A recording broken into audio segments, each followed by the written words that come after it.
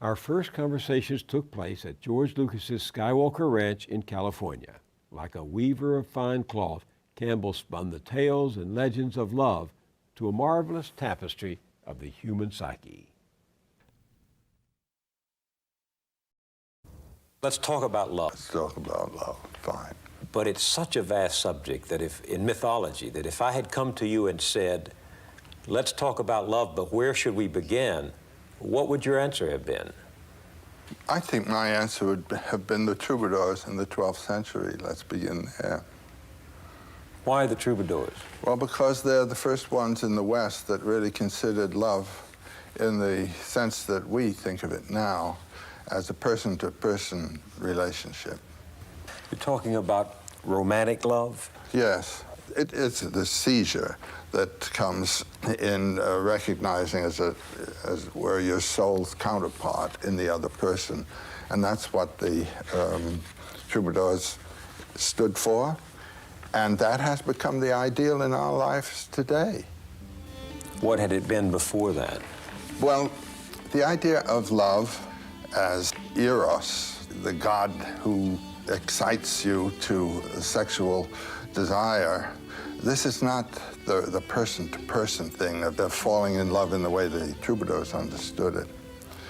I have a definition for Eros, the erotic biological urge, as the zeal of the organs for each other.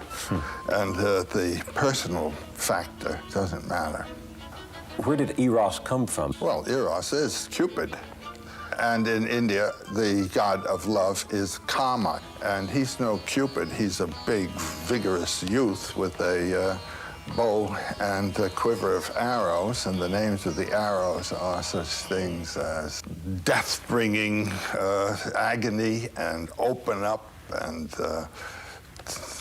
really, he just drives this thing into you so that it's a total physiological, psychological explosion that takes place. Then the other love, the Christian love of agape, spiritual love, love thy neighbor as thyself. Again, it doesn't matter who the person is. I mean, it's your neighbor. You must have that kind of love. But the kind of seizure that comes from the meeting of the eyes, as they say in the Troubadour tradition, and the purely personal, person-to-person thing, as far as I know, it originates as an ideal to be lived for with the Troubadours. You've said that what happened in the 12th and 13th centuries was one of the most important mutations of human feeling and spiritual consciousness, that a new way of experiencing love came to expression. Yes. And it was in opposition to that ecclesiastical despotism of the heart. Yes. Which required people, particularly young girls, barely out of adolescence, to marry whomever the church or their parents wanted them to marry. That's right. And what had this done to the passion of the heart? Well, to say a word for the other before I do this, the usual marriage in traditional cultures is arranged for by the families. It's not a person-to-person decision at all. And this is true to this day in many parts of the world. This is not to say that in arranged marriages of this kind there is no love. There is a lot of love. There's family love and a rich love life on that level. So in the Middle Ages, of course, that was the kind of marriage that was sanctified by the church. And so the idea of a real person-to-person marriage was very dangerous. Dangerous because it was heresy. It was not only heresy, it was adultery. And that was punishable by death. For instance, in the Tristan romance, that's the crucial romance of Tristan and Isolde? Yes. Isolde was engaged to marry King Mark. They had never seen each other. And Tristan is sent over to fetch Isolde to Mark. And Isolde's mother prepares a love potion so that the two who are to be married will have real love for each other.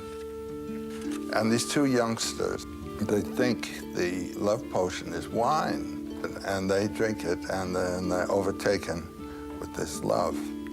But Brangaine, the nurse of Isolde, realized what had happened. She went to Tristan and said, "You have drunk your death." And Tristan said, "If by my death you mean this agony of love, that is my life. If by my death you mean the punishment that we are to suffer if discovered, which is namely execution, I accept that.